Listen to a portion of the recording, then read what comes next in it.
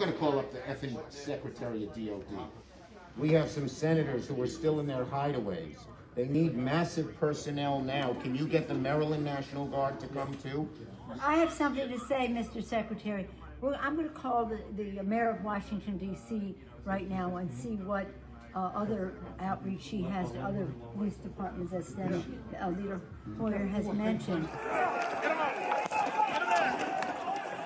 Officer down! Get him up! He loves you! Get him up! Hold up! Get him up! Hi, Governor. This is Nancy. Governor, I don't know if you have been approached about the Virginia National Guard. Mr. Hoyer was speaking to Governor Hogan, but I still think you probably need the okay of the federal government in order to come into another jurisdiction. Thank you. Secretary of the Army. Oh my gosh, they're just breaking windows. They're doing all kinds of. It's really that they said somebody was shot. It's just horrendous, and all at the instigation of the President of the United States. Okay, thank you, Governor. I appreciate what you're doing, and if you don't mind, I'd like to stay in touch. Thank you. Okay. Thank you. Bye-bye. Virginia Guard has been called in. You know, I'm just talking to Governor Northam, and what he said is they sent 200 state police and a unit of the National Guard. They're breaking windows and going in, obviously ransacking our offices and all the rest of that. That's nothing. The concern we have about personal safety is it just transcends everything. But the fact is, on any given day, they're breaking the law in many different ways. And quite frankly, much of it at the instigation of the President of the United States. And now, if he could at least somebody. Yeah, why don't you get the President to tell them to leave the Capitol, Mr. Attorney General, in your law enforcement responsibility? A public statement, they should all leave. USA! USA! USA! USA! USA! USA! USA! This cannot be just we're waiting for so-and-so. We need them there now, whoever you got. You also have troops. This is Steny Hoyer. Troops. Okay, so we have a little bit of time to make that decision. Andrews Air Force Base. All right. Other military bases. Thank you. We need active duty National Guard. How soon in the future can you have the place evacuated, cleaned out? I don't want to speak for the leadership that's going to be responsible for executing the operation, so I'm not going to say that because they're on the ground and they're the Or just pretend for a moment it was the Pentagon or the White House or some other entity that was under siege. And let me say, you can logistically get people there as you make the plan.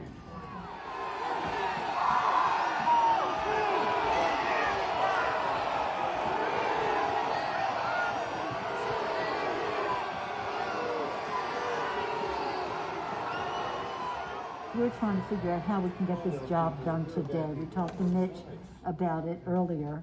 He's not in the room right now, but he was with us earlier and said, we want to expedite this, and hopefully they could confine it to just one complaint, Arizona, and then we could vote, and that would be, then just move forward with the rest of the state. The overriding wish is to do it at the Capitol. What we are being told very directly is it's going to take days for the Capitol to be okay again. We've gotten a very bad report about the condition of the House floor with defecation and all that kind of thing as well. I don't think that that's hard to clean up, but I do think it is more from a security standpoint of making sure that everybody is out of the building, and how long will that take? I just got off with the Vice President. And I got off with the Vice President-elect. So I'll tell him. Okay. But what we left the conversation with, because he said he had the impression from Mitch that Mitch wants to get everybody back to do it there. Yes. I said, well, we're getting a counterpoint that is, it could take time to clean up the poo-poo that they're making all over them, literally and figuratively in the Capitol, and that it may take days to get back. I'm at the Capitol building. I'm literally standing with the chief of police of the U.S. Capitol Police. He just informed me what you will hear through official channels. Paul Irving, your sergeant at arms, will inform you that their best information is that they believe that the House and the Senate will be able to reconvene in roughly an hour. Good news. So your sergeant at arms will be in touch about the process for getting members back in the building. Thank you very much, Mr. Vice President. Good news.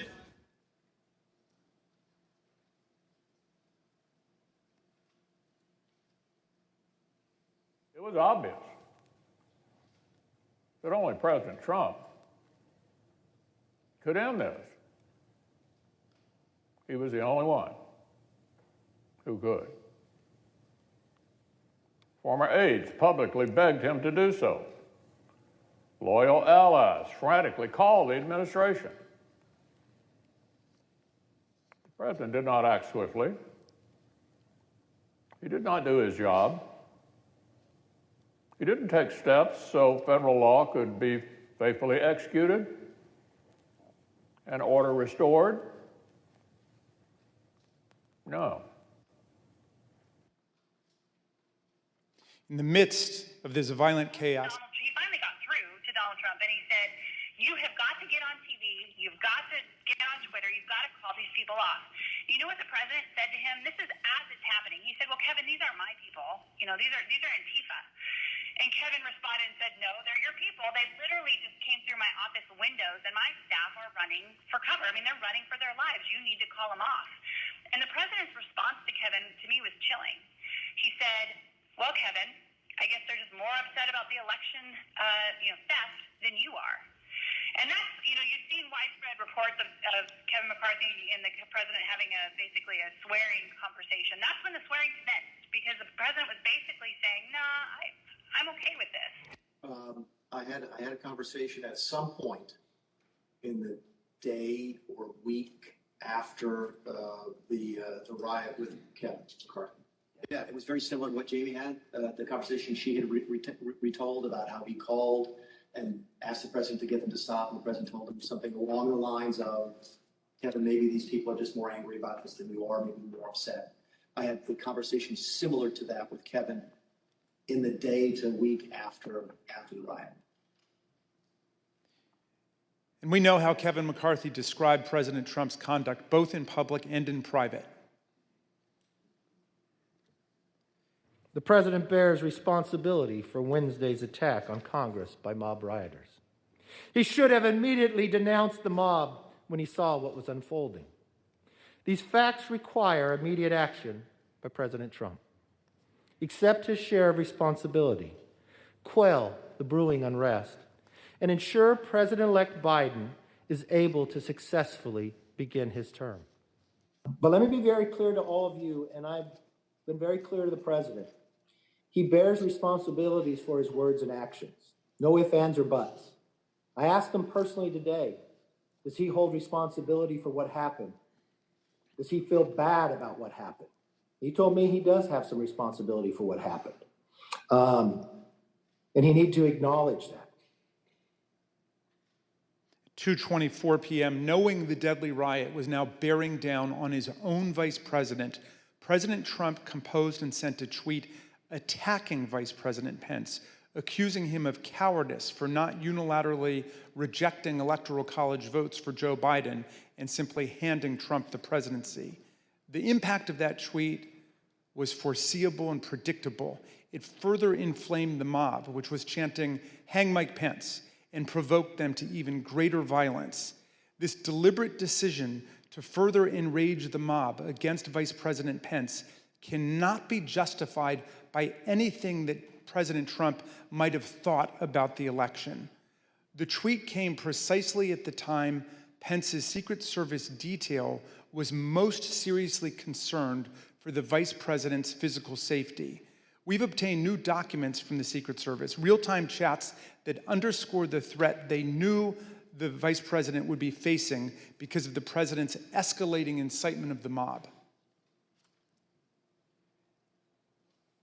After Trump's tweet, one agent in the Secret Service's intelligence division immediately warned, POTUS just tweeted about Pence. Probably not going to be good for Pence. Another agent reported the dramatic impact of Trump's anti-Pence tweet on his followers. POTUS said he lacked courage. Over 24,000 likes in under 2 minutes. Employees at Twitter were nervously monitoring the situation. They knew that certain Twitter users were rioting at the Capitol and tweeting about it at the same time. As the afternoon progressed, the company detected a surge in violent hashtags on the platform, including lines of lethal incitement like "be named," because she wants to speak out about the magnitude of the threats facing our people. And you were also seeing content on the platform at that time that was threatening towards the vice president. Hashtag execute Mike Pence. They were literally calling for his execution. As this tweet was going out. Yes. And after, in response to this tweet too, because I think as many of Donald Trump's tweets did, it again fanned the flames. And it was individuals who were already constructing gallows, who were already willing and able and wanting to execute someone and looking for someone to be killed. Now the individual who has called upon them to begin this coup is now pointing the finger at another individual while they're ready to do this. Here's a small sample of the reactions that President Trump's "Fan the Flames" tweet provoked among Capitol rioters in real time. What percentage of the crowd is going to the Capitol? 100%. It is spread like wildfire that Pence has betrayed us and everybody's marching on the Capitol, all 1 million of us. It's insane. Not stick up for Donald Trump! Mike Pence, Mike Pence has screwed us, in case you haven't heard yet. What happened? What happened? I keep hearing that Mike Pence has screwed us. That's the word. I keep hearing reports that Mike Pence has screwed us. Between 2:30 and 2:35, within 10 minutes of President Trump's tweet, thousands of rioters overran the line that the Metropolitan Police Force's Civil Disturbance Unit was holding on the west side of the Capitol. This was the first time in the history of the Metropolitan Police Department that a security line like that had ever been broken. President Trump's conduct that day was so shameful and so outrageous that it prompted numerous members of the White House staff and other Trump appointees to resign. In prior hearings, you've heard Deputy National Security Advisor Matt Pottinger and Deputy White House Press Secretary Sarah Matthews explain why they felt compelled to resign on that day. Since then, we've spoken to more high-ranking officials, like President Trump's envoy to Northern Ireland and former Chief of Staff Mick Mulvaney, and Transportation Secretary Elaine Chao, who resigned after the 6th in protest of Trump's misconduct and to dissociate themselves from his role in the violence. Take a listen to what they had to say.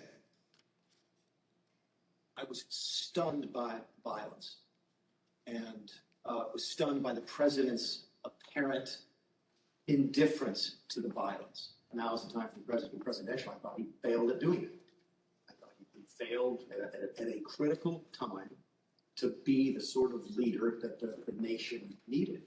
I think the events at the Capitol, however they occurred, were shocking.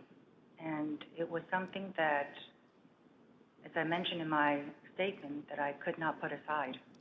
And at a particular point, the events were such that it was impossible for me to continue, given my personal values and my philosophy.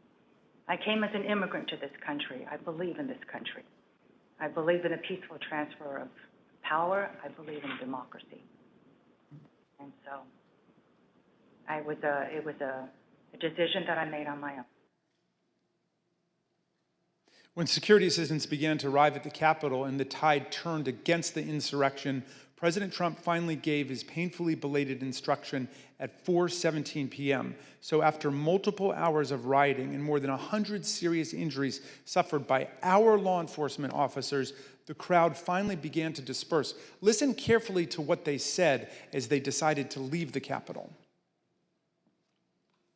Here delivering the president's message. Donald Trump has asked everybody to go home. That's our order.